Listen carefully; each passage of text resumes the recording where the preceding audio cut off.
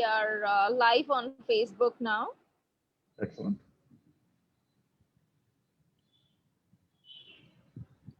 So ladies and gentlemen, welcome to Youth Questions. Today we have Professor Rajeev Gowda, who is an academician turned politician. He's a former member of parliament from Rajya Sabha, Karnataka, a member of Indian National Congress. He also serves as chairman of the Congress Research Department. He has studied in Harvard University and to all the Ivy League IIM Bangalore, and presently based in Bangalore. He has been also the director of Central Board, Reserve Banks of India, and an advisor for Bridge India, a progressive not-for-profit think tank which is set up in London since 2018. We all would like to learn from you your course of journey from an academician to politician. In our show we've seen many academicians who have turned into politicians, and what is the secret? Why does that happen? In my case, I've actually, my political career has been something that I've been preparing for from a So we very can't young see age. you. I'm sorry to bother. We can't see you. Oops, that's because a phone call is coming, I think. Yeah, 1 second. I'll do something else. Yeah. Um, okay. Better now? Perfect. Okay. Okay. Well, okay. So basically, in my case, my political career is something that I've been preparing for from childhood, and I grew up in a family of freedom fighters. So I have a fairly unique, experience in that sense. My father was a very young freedom fighter who was jailed in 1947 at the age of 15, and my uncle, who was a union minister, was a big student leader during the Quit India movement, things like that. And so I grew up as a young child listening to their stories. And so I was very, very passionate and committed towards doing something in the same field in my own life. And so if you actually look at the trajectory of my career, it has been built towards a career in public service. My PhD from Wharton, not Harvard, is in public policy and management. I used to be head of the Center for Public Policy at IIM Bangalore. So I've been trying to prepare to get into a political career with the expertise that would enable me to do a better job once I get into the political world. And so this has been so you could say that I've been preparing from the age of 5. I actually succeeded in breaking into parliament at the age of 50. So you need a lot of patience and commitment and focus and resilience, to keep that kind of a goal alive for such a long period of time. Yeah. Hello. Yeah, yeah. Yeah.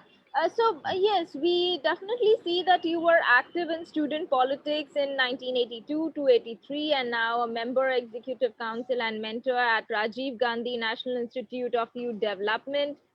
What were the pressing issues in 1980s, and how can students be more engaged in politics in the times that we live in, wherein the dissent is usually suppressed? Well, this is a much more challenging time because essentially students who want to express their views on a range of topics, this is there's like an undeclared emergency out there, and people are being arrested for the flimsiest of reasons. For all kinds of false cases are foisted on them. They had an attack on JNU, and Delhi's police comes under the Union Home Ministry. They haven't been able to find any of the people who were involved in that attack. So there's a lot of it's a much more complicated world right now. And so I salute the student leaders who have the courage to take on the establishment and have excuse me for a second. Yeah. Yeah, I'm on a Zoom call. Oh, okay. All right. Anyway, so this thing, uh, yeah. Sorry, people kept knocking at my door. Anyway, this is part of the Zoom life, working from home.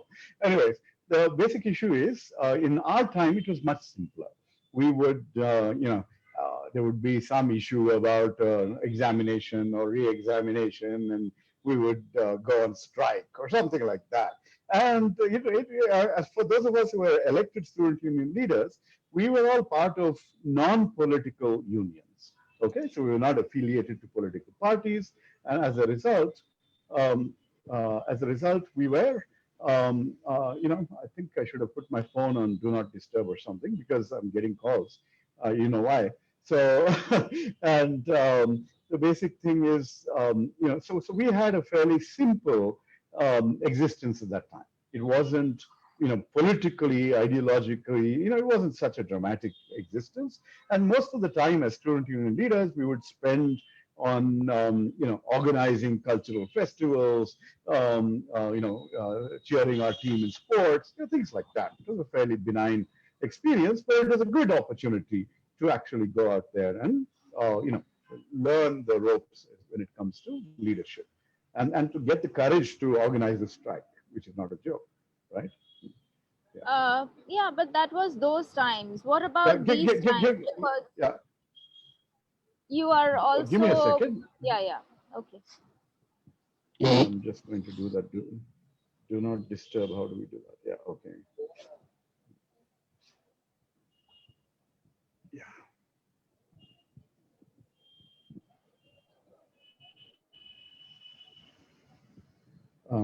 Yeah, I'm back. Okay. So these times are much more challenging. And really, it's extremely easy. See, for example, if you've been following the newspapers, there was this whole set of strikes against the Citizenship Amendment Act, against the National Register of Citizens, this whole development, because it was seen as violating the Constitution. And large number of students took part in the, road jams and things like that, that were part of the protests. Now, some of them have had cases foisted against them, linking them with riots, which I would totally think is absolutely false. And a judge has gone ahead and said, "Oh, yeah, but you were provoking violence, you were promoting disaffection towards India." I mean, nobody's done that. But if this is the kind of world that we are going to be living in, where white is black and black is white, it's going to be very, very dangerous. And the media seems to be muzzled and is not making a noise about these things. Opposition parties, have faced the squeeze, and so it's a really challenging time right now. And if you think about the overall ethos, anyone who questions government can be arrested and called an anti-national, and various very, very stringent laws can be used to keep them behind bars for quite a while. So it's not an easy time at all. Yeah, but that's where people need to have the courage and the strength to go out there and take on these kinds of issues. Not easy. Yeah. Yeah.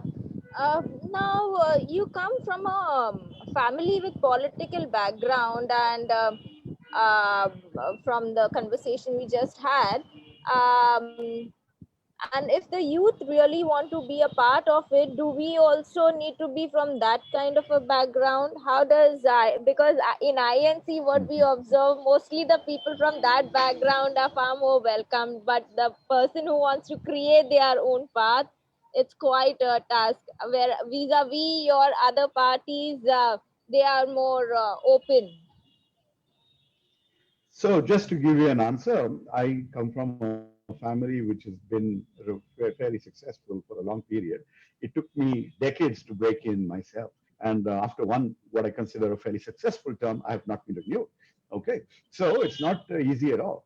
And I can assure you that the landscape is wide open, and that in any election, in any assembly, if you look, you'll find that at least half the legislators are people who are from non-political backgrounds.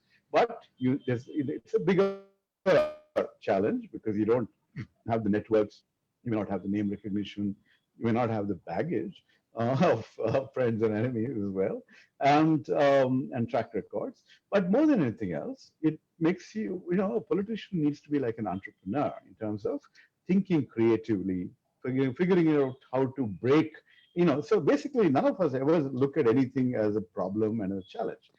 So if you say that one party is not going to give a seat to somebody who, because they already promised that seat to some family, then there are other parties. Or you figure out a way to break that monopoly by being so, publicly beloved or powerful. So that's why when people want to think about political careers, I suggest to them that don't think politics is just some glamorous thing that that you'll be covered in the media and then next day people will love you. It's not like that. You've got to go earn a reputation for being a person who has empathy and concern, a track record of significant achievement, of public problem solving, lots of things like that. And that's one harder route. Another route is to come in as a this thing, as a celebrity, right? Then you break across all these barriers, right? So you can become a person who's a sports star or a film star, and your political party will lap you up if you show an interest in this sort of thing. Not always, but you know what I'm saying. The other is to be so successful financially that you would be able to gamble on, invest in the whole exercise of building a whole team and building publicity and doing good work and things like that. So I would say that the nice thing about Indian politics is whatever the wow, even this do not disturb doesn't work, huh? And whatever the barriers that we think we want to put that we face, we will be in a position to, you have to have the ability to fight and keep fighting. So, and it's not a joke. It's not automatic. I'm the best person in town. There are many people competing. It's a very competitive landscape, and so you've got to keep innovating. You need to keep thinking through what might be the ways to make an impact and to get people to appreciate who you are and what you are offering them. Okay. In your tenure and even now, post your tenure as a MP, what were the difficult decisions that you made and the hard choices, and who influenced you, or whom did you look up to while you had to navigate through those roads? Actually, there's one hard choice, which partly made for me by my family, this example, and partly by my wife and me sitting together and discussing what I should be doing. So, and that hard choice is the decision to stay straight and clean, okay, and and to maintain my financial and other integrity. So, what this does, okay, is in a world where the rewards are going to people who have a lot of money, who have the capacity to spend, many crores on elections and things like that. Someone like me, who's very well qualified, who's very passionate about politics, who I think is, clear-headed about why I'm in this field, not for personal gain, but rather for, policy transformation and public welfare. The barrier is that people will say, hey, this guy doesn't have the capacity to go and spend on a big election. And therefore, often, and it has happened to me, I've been passed over for, tickets, because there have been times when people say, no, no, let's give it to the other guy. He has a much deeper pocket. He'll be able to run a campaign on a grand scale. And ultimately, when I got to the Rajya Sabha, I got elected unanimously, and that's an indirect election. So I spent zero, literally zero, to get elected to parliament. And so the choice is really about, if I wanted to, I could have done all kinds of deals. I could have helped a lot of people with projects and contracts and God knows what else. And if I had done that, then I might have amassed a lot of wealth. And since my family also did not do that, I didn't inherit that kind of wealth either. So these are the difficult choices. And sometimes I do worry that, for all my commitment, I'm 57, how many years do I have? And if I'm forcing myself out of the system because of this, rigid constraint on values, what's it going to do to my opportunities to make a difference, especially when all kinds of crooks and criminals don't seem to be having any problems, thriving in the current political world, broadly speaking. So that's the difficult decision, and yeah, but I think we make our choices and we stick to them. And by the way, the nice thing is that the Congress Party has a track for people like me, right? Dr. Manmohan Singh is an example. Jairam Ramesh is an example. I'm an example of people who are very professionally qualified, who are not awash in mega bucks, but who the party gives opportunities to because they value what we bring to the table, what we bring in terms of policy knowledge, nation kind of commitment to the nation, and there are they obviously want people who are trustworthy, who won't sell out for some inducement. So it's not it's not a closed door. There are opportunities.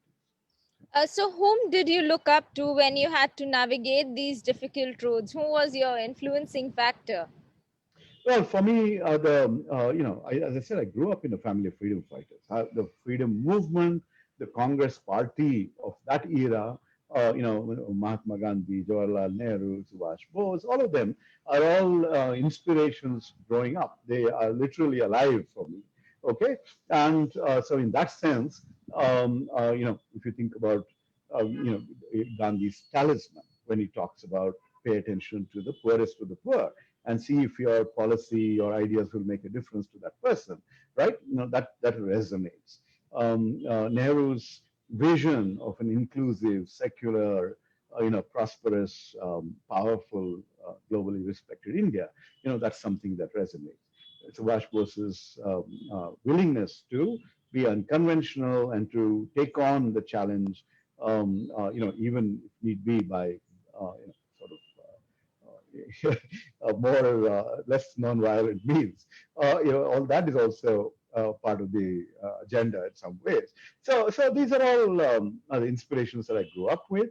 And for me, the biggest challenge even now, when I think back to those giants, and you think about what we are trying to do, and I say, my God, how did those people turn out to be so spectacular? You take Ambedkar, right?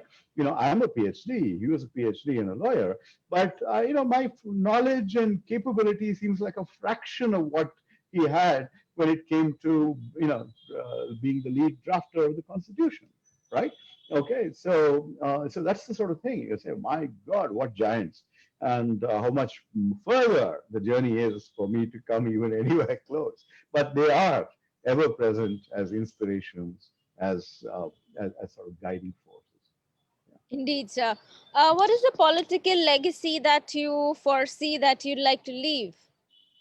Oh, you're talking too early. I hope I have another 20 years to make that happen. Let me just think through that for a second, and let me say that the one domain that I have a lot of experience in is education, right? And we have a huge young population. We have potential for a demographic dividend, but we have quality challenges. We have access challenges. We have a huge dropout rate after high school for people going on to college, right?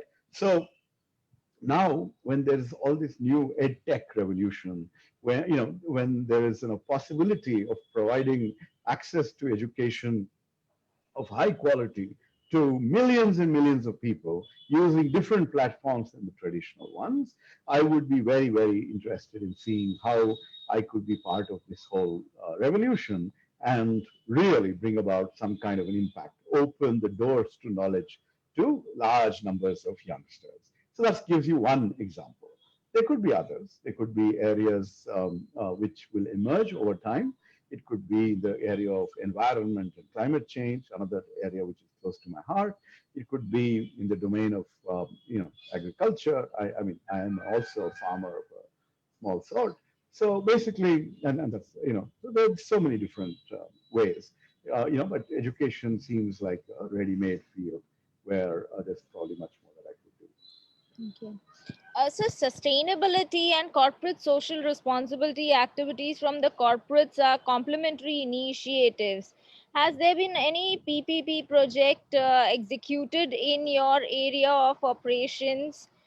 Which corporates are there that, according to you, have sincerely contributed? And what are your thoughts on the way the public sector companies are contributing to different causes? Okay.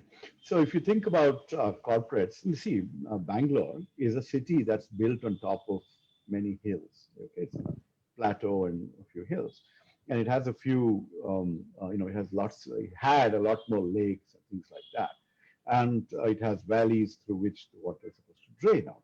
But every once in a while, you'll discover that we have floods here because we've messed up that larger ecosystem. So I know corporates who have come forward, who are sponsoring the revival of lakes, and who are helping make this whole make this whole problem get resolved to some extent. There have been some amazing citizen initiatives which have also helped reclaim these lakes. And it's only when you see the kind of damage that's been done, and you see the kind of change that needs to be driven by corporates, by public sector companies, by the government, and by citizens, only then you realize that whatever all of them come to do, the damage is actually enormous. Yeah, you're from Mumbai. You've seen what happens when the floods come in, right? And that's not how it should have been.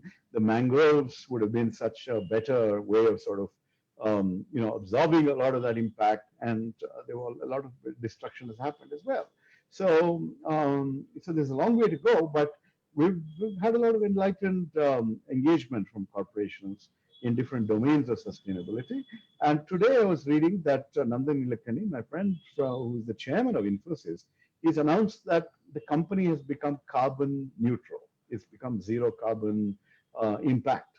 Okay, so so that's fascinating because IT companies, while they may not be burning carbon in other ways, they are they've got a lot of buildings and AC and computers and things like that. So how are they balancing it out? I would like to find out more from him. Yeah, but that's a Excellent. good example. Yeah. Yeah, yeah. That's India. I believe we really need to move forward in that direction. Mhm. Now, shifting the gears to the educational qualifications that you hold, from PhD in public policy from Wharton to a postdoc in law and economics from University of Berkeley, California, and the present times where there is a global economic meltdown due to the lockdowns all across the globe due to the COVID 19. What steps do you think that our government should take in order to recuperate from all this? And on a global dimension, how should what do you see the shift will be like right now? So globally, we're seeing a great slowdown, and that's a terrible thing because it means a lot less income, especially to growing economies like India, and with the shrinking of global trade and things like that.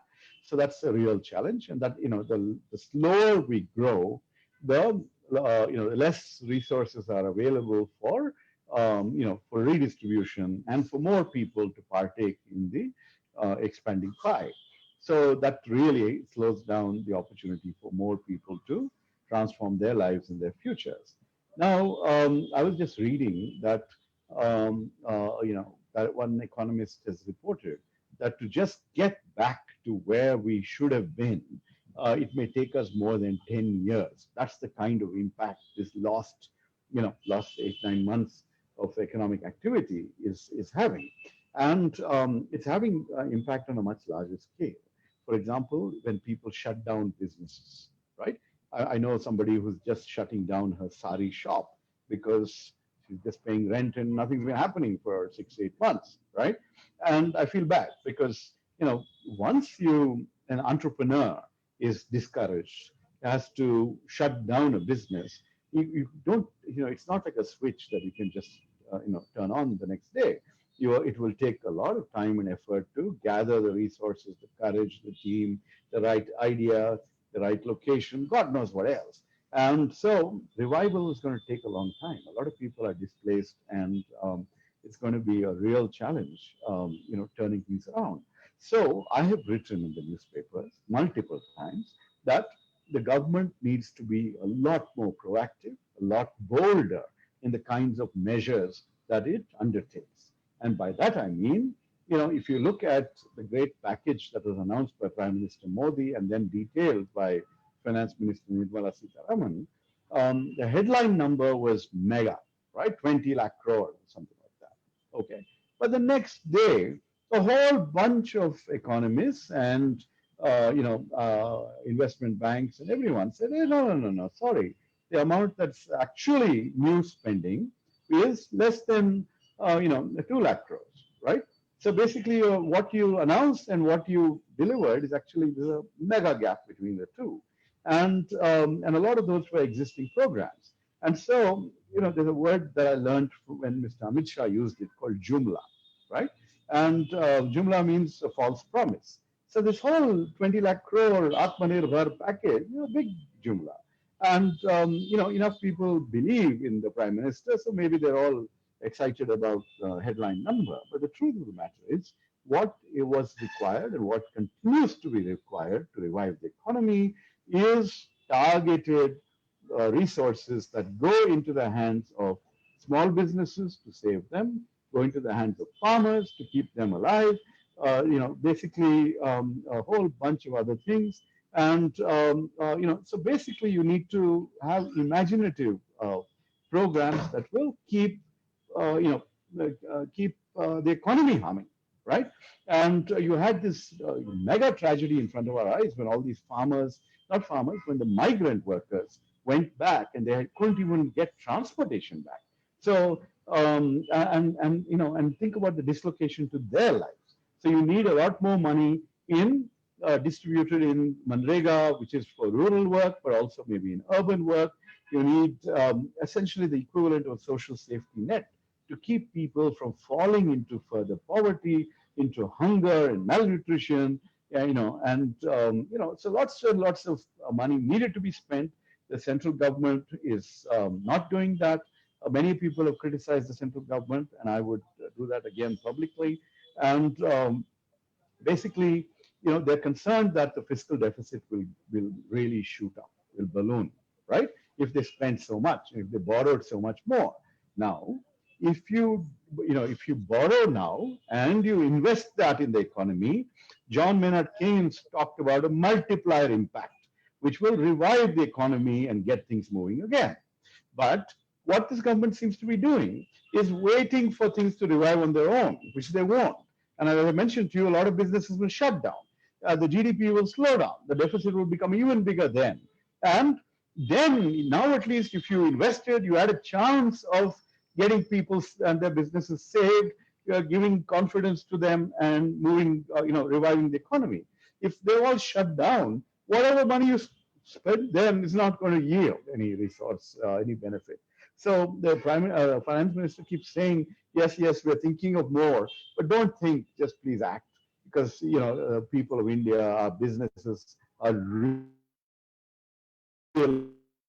vulnerable, too many people, too many jobs lost. And remember one thing, the economy was already in a tailspin, it was going downhill before COVID hit. Now the government has a great excuse for anything about how the economy is done badly, they'll say COVID.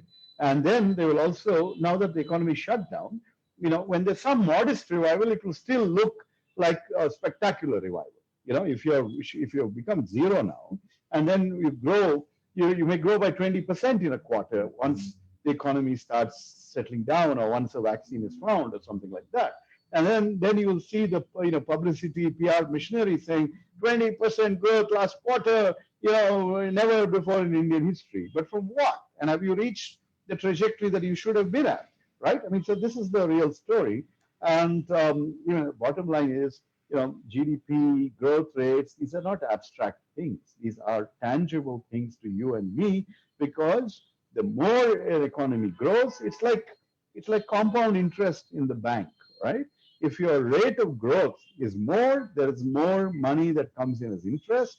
and that's allows you to enjoy life in more diverse ways. If the growth rate is less, there's less income, less possibilities for more people, and basically it's tough. A lot of people can't escape their economic situation and move to something something better. Yeah. So that's extremely insightful, and I'm sure that the message would reach the right ears to be acted upon. Now, in the new world that we are living in, how do you see the online tools such as digital parliament and others to be optimized, and what kind of features would you foresee any online tool which connects the political leaders with the masses should have? Um, So basically, we have a situation where the this digital now allows us to reach larger numbers of people. So we had a Congress president sworn in Karnataka called D.K. Shivkumar in the middle of during the COVID crisis. So what we did was we had basically we asked every village panchayat to organize a group of people in their own village in some hall and to put a television in front of them to virtually participate in the overall swearing in ceremony. And and then the actual event, we had a whole bunch of television screens in the main hall where people, which would move from one place to another. So the digital platform allowed a much, much larger crowd to partake in this special event, right? Previously, only those around Bangalore, only some leaders would come for a mega rally for that kind of an event. So that just gives you the potential that a political leadership has to reach out to large numbers of people without actually costing very much, right? If people have the basic technology on hand. Um, and now, in Bihar's assembly election, which is going on, there's a certain amount of digital campaigning that's going on, things like that. So those are, the political side. But there's the other side, which I think you're also trying to get at, which is the responsiveness to the public, right? When we have an event like what the one we're having now, there's a chance to reach out to more people, to have a two-way interaction with more people, and I certainly, during this period, conducted a whole series of seminars and webinars on mobility in Bengaluru, which had, government officials, the deputy chief minister, a whole bunch of, MPs, activists, all coming together virtually to look for solutions in a constructive manner. So the possibilities are endless, but there are some limitations as well, right? There's nothing like face-to-face contact. There's nothing like the energy boost that you get from being with your people and your supporters, and then in many cases it's important to be able to go down and see a problem firsthand, to understand and to empathize and to figure out how to solve it. So there are pluses and minuses, but the reach, the access, the connect, all that is fantastic. And and hopefully technology and data are more available to more people, so that would make life even more better. So, what kind of features do you foresee that we should have it in these kind of apps? See, we're all learning, and I think the technology will also keep transforming very quickly. Okay, and I think you'll soon have virtual presence, right? So, I mean, today in the COVID kind of an era, you're not going to be able to have many people gathering together, right? And but it's easier if, in a normal situation, if people were able to, go across to some other gathering and engage in a two-way conversation without an interaction, without actually, having to be there physically. There's a certain, you can probably do a lot more, but it does not substitute for the magic of being together in person, right? The other thing is with these technologies, you can have a lot more written down, better records of who, questions and answers. Sometimes when I'm on a Zoom call like this, I look at the chat window and I'll actually literally, that's why I also do it on my computer. I literally, what shall we say? I literally make a copy of those questions because they are very meaningful and provocative and interesting, and I certainly will keep a track of them. So there's actually tremendous potential for and now and the other thing is you can have multiple people interacting from multiple locations, right, in the same chat, and certainly internationally now. So the possibilities are amazing. Yeah. So, and the technology will keep developing. Yeah. Okay. You On ain't the you ain't seen nothing yet. Huh? Absolutely, sir. I'm sure that then the times to come, we'll have our own icons and they would be responding, and things may go to that level. On this note, I'll invite the panelists to question. Dr. Upadhyay, we Sure. start with you. Yeah. Uh, Rajiv ji, it was very nice to listen to you. In these pandemic times, you gave a very good view about life, livelihood, and lifestyle. I find you a very solution focused person. Mhm. In these times when we are having a what do you call it churning in our life, these are for a lot of people like us, this is a difficult time, Yeah.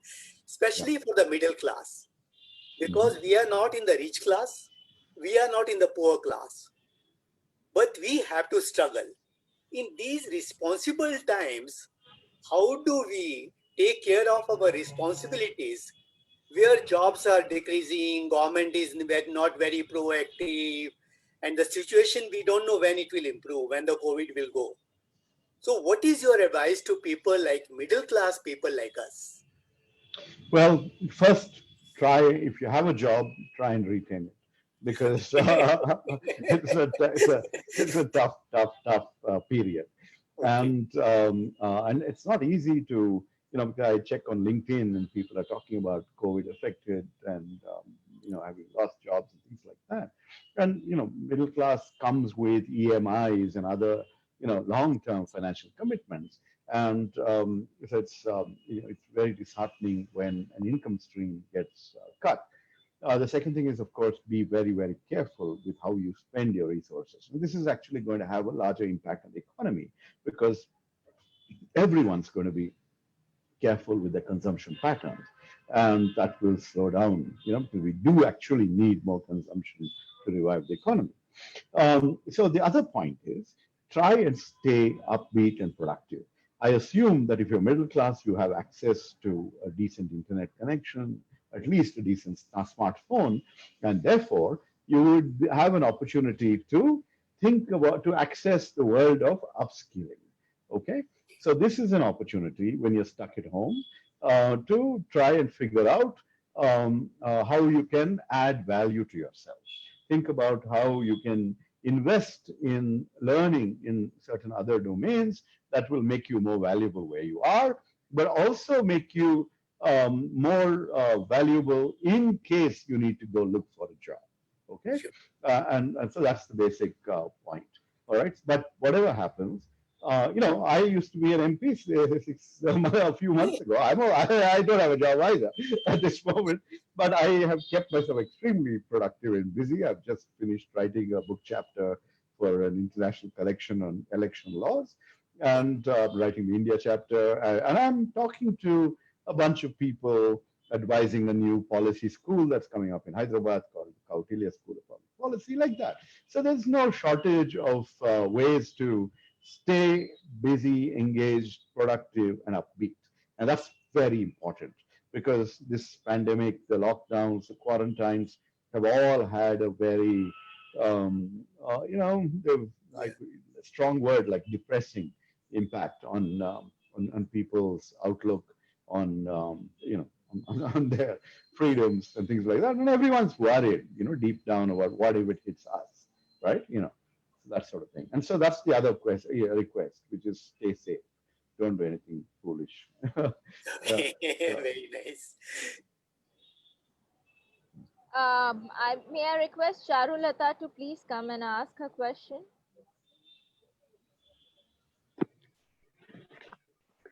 Good evening, sir. As you were talking about the demographic dividend, and India is currently dealing with major demographic changes. So the situation was already looking really grim before the COVID-19 situation hit because of the poor employable and poor skilling policy. So to not miss this situation, it is very important for us to plan more in the sector of education. So, what, according to you, should be the plan of action for the people in power to address the lapses which are caused due to COVID-19 situation? Not only the classroom teaching and many other like lack in the resources. As me being personally, I am a student and I have personally dealt with a lot of issues regarding the online classes and everything. So, what should be the changes and what should be the more issues which Okay. should be taken into consideration? Okay. So one of the challenges is that you know, this we have a very very young population, and now with the with education essentially shifting online, a lot of people are frozen out of decent access. Right? People could come and attend class, but they may not have the same access, bandwidth, even the room in their homes for multiple people to work and or somebody's working, somebody's studying, somebody's trying to have a conversation. So it's not easy for people. So there's a lot of so only the privileged have been able to make the transition. A lot of people are being left out, left behind, and that's a real challenge. And for many people, it's also a very tough year because if you're trying to, this is a new school year that has started, maybe from June, July, August, and many people are saying we won't go because we don't know what it's going to be like. We'll take a year off. None of that is easy, okay? And people don't, you don't want this kind of disruption in people's educational, paths because that can throw people off the path altogether. So that's very, very dangerous in the longer run. So what like I was answering Dr. Upadhyay, basically, you just have to make sure that people are, stay upbeat and energized, and you have to reach out to them and and keep engaged. You have to make sure that the teachers are supported and that they're not overburdened. There are a lot of them. I have to make this transition in real time without much preparation or anything like that. Okay, so there's a real challenges out there. But as I was saying earlier, you have to keep investing yourself, and investing in yourself, you have to keep finding ways to constantly be engaged. And now that we're getting more comfortable with internet-based learning, there's a whole world of material that's opened up out there. Thank you, sir. Sure, sure, Uh, sure. may I request Justin to please ask his question? Justin? Uh, am I audible? Yeah, you are. Yeah. Yes, Good you are evening, sir. audible. Sir, Good evening. my question to you is, through my own survey I've conducted through the help in my house, so the people receiving ration till today, they claim that the politicians, the local leaders themselves, keep the best quality grains and like the food aside for themselves and sell it off at their own vendors. And these people are left without food for multiple days and locked up in their houses and slums because of the different kinds of zones that they're stuck in. So how do we help these people that are in need of our help right now? There have been, first of all, it's very saddening to hear this kind of a story because, at a time of such grave crisis, to think that people are exploiting others is very disheartening. But the people should remember this, and in the next election, vote these people out. The people who are siphoning off rations that are not meant for them. The other part is that we've seen an upsurge of civil society activism. There have been so many NGOs and organizations that have come together that have, provided cooked meals, provided rations to migrants, to people who are otherwise in difficulty. So this is seen citizens demonstrating their civic concerns and capabilities in a very, very positive manner. And so, in that sense, I hope things are better. We have people, we had something called the Stranded Workers Action Network in Bangalore, which, was creating a database of people and making sure that the authorities were, that those people were connected to the authorities so the authorities could actually allocate food grains to them. Okay. And this is why we also need, in Bangalore, we used to have these, we still have these things called Indira canteens, where you get, a nutritious lunch for 10 rupees. We need more of those for the poor, for the migrant worker, for the destitute, etc. Ability to have a subsidized, nutritious meal, without having to actually go out there and cook it themselves, because they are, they have a lot of, they have to put in a lot of effort, travel considerable distances, and they also want to save money to send home. So we need to have a much, larger heart. We need to think about, this concept of a social safety net, about social security, and for those without jobs, things like that. And often, when we politicians propose such programs, we are criticized saying, "Oh, you're giving away sops, you're giving away freebies." Was you're not in their shoes. If you are in their shoes, you'd understand how difficult life is. And there's a minimum thing that a government needs to do, which is make sure that people don't despair. Okay, only when they are healthy, they're educated, when they are confident and capable and have some, combination of skills, will they be able to climb out of the difficulties that they are born into. So that's, it's a lot of work, and we need to provide them that, helping hand, and that's something that we need to do in the long run. Thank you, sir. On this note, may I request any final words and message to our viewers, all the people who are seeing us? There are about 8,000 people you are Uh, live. th- Oh, wow. Okay. Such a pleasure to say hello to all of you. And okay. And what can I say? Let me just say that first, this is a great initiative.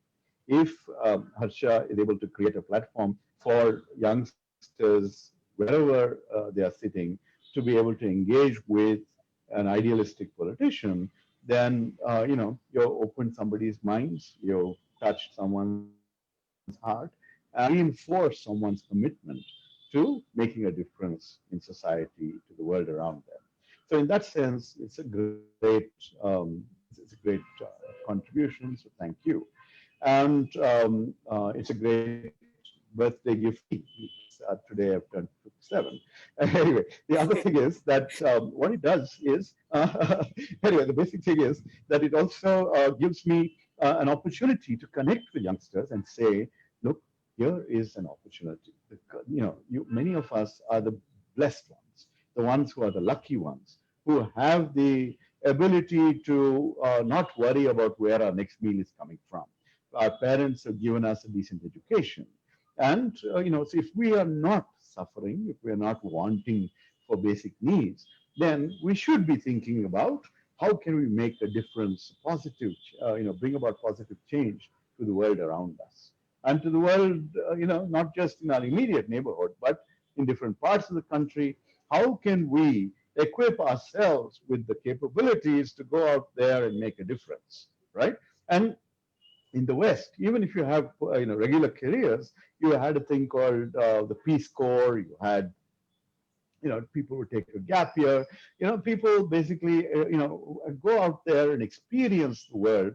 In India, you have Teach for India. You have many such platforms that give people a chance to get out of their comfort zones, to engage with people less fortunate than them, make a difference to creating new futures for disadvantaged people, and then really that experience is transformative in their own lives. And even if you can't do this take a year off or anything like that, there's an organization that I helped build called Mentor Together. Check it out. It basically connects professionals and successful students and others with disadvantaged kids, and it helps guide them and be like an elder brother or sister. Okay, so there's so many opportunities through which we can really make a huge difference to the world around us. So retain that. Be very professional in whatever you do, and no shortcuts and no corruption and chalta hai and all that sort of thing.